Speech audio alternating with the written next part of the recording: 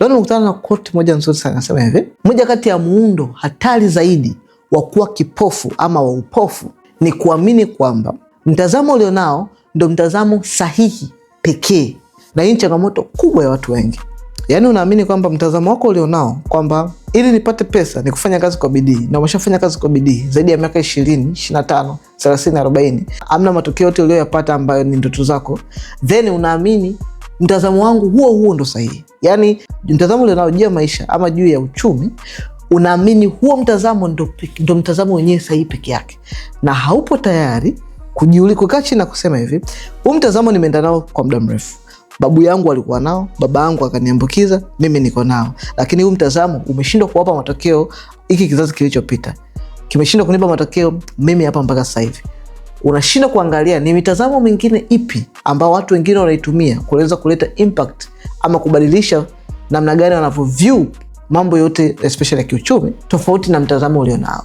Moja kati ya kitu hatari zaidi ambacho kinaweza kukuangamiza mwenyewe kabla mtu haja kugusa, kabla mtu haja kufanya chochote, yani kitu ambacho kinaweza kukuangamiza wewe mwenyewe, ni pale ambapo utashindwa kukubali kujifunza kutoka kwa watu wengine ambao mitazamo yao inaleta matokeo, na matokeo unayaona kwa sababu tu yanaenda tofauti na vile ulivyokuwa unaamini mwanzo ama nyuma, then hauko tayari kujifunza. Kwa mfano, ulikuwa unaamini ukiweza kusoma kwa bidii ukafika hadi chuo kikuu utapata maisha mazuri. Umekuja kurealize umesoma mpaka chuo kikuu, umemaliza na degree, diploma, masters, PhD, maisha yako ni yale yale kama ambavyo yalikuwa kabla ya shule. Bado misimamo yako ni ile ile kwamba nitastiki humo kwenye degree yangu, humo ndo nitapata matokeo. Na wakati tunaona kuna wenzako kama 2000 wapo na degree kama yako na wenyewe na matokeo yale yale ambayo unayo wewe. Instead ya kukaa chini kufikiria kwamba kuna namna gani nyingine ambayo ipo ina impact tofauti na vile ambavyo mimi nilivyokuwa naamini, kwa sababu tu hutaki kukaa chini na kujifunza kwa mtu mwingine, hapo ndipo kinachokufanya unakuwa umedumaa kwenye eneo lako hilo lonalo la perspective, na kiamini siku moja matokeo yatatokea tu kutoka mbinguni, mabadiliko yatabadilika. Haiwezekani.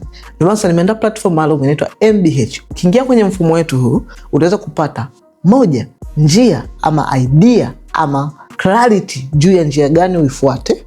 Jambo la pili, namna gani unaweza kuintegrate na mifumo ya sasa hivi, kwa mfano social media, AI na kutumia internet kutengeneza pesa. Cha tatu, ni mifumo gani unaweza kuhakikisha unakuwa salama, kwa mfano namna gani kujifunza namna gani unaweza kusajili biashara yako kama kampuni na kuifanya kama startup kuwa salama kisheria na nchi na masuala yote ya kikodi. 4, kuhakikisha kuweza kusimamisha biashara yako na kuanza kukuletea pesa, na namna gani hizi digital platforms unaweza kutengeneza pesa ukiwa popote ulipo bila kujali boundaries, kwa sababu tupo na advantage ya social media na internet kwa ujumla.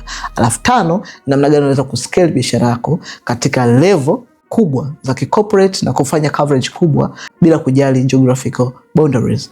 Gusa link on bio, itakupeleka moja kwa moja kwa utaratibu wa kujiunga, ama comment neno MBH, nitakutumia link moja kwa moja DM kwako sasa hivi.